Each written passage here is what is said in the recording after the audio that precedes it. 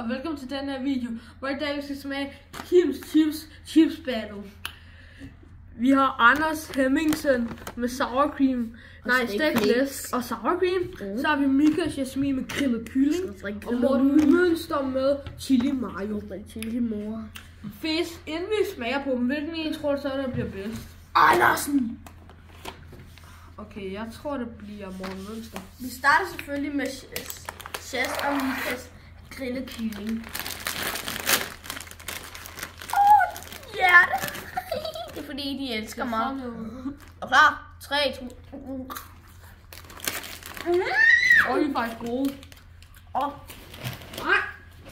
Jo. De er virkelig gode, sådan virkelig gode. Jeg siger faktisk en 10 ud af 10. Jeg siger en 8 ud af 10. Jeg siger 7 ud af 10. Okay, næste, det er... Oh my god, nu skal jeg kunne lave. Okay, næste gang Morten Mønsters uhøj. For helvede. Uhøj chips. Og de er med chili mayo. De er frontige. What? De har mange krydderier. Her er de. 3, 2, 1. Ej. Ja, det er også sour cream i ånden. Og 7 ud af 10. 6 ud af 10. Jeg var også lige ved at sige 6. Nu har vi Anders Hemmingsen med stegt flæsk og sour cream og ost. Husk at stemme på din baby.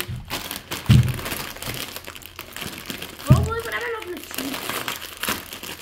Har du aldrig haft chips i skolen? Det dufter fastelavnsboller. Det er jo også fastelavn i dag, så. Og jeg blev kaldt dronning. Okay.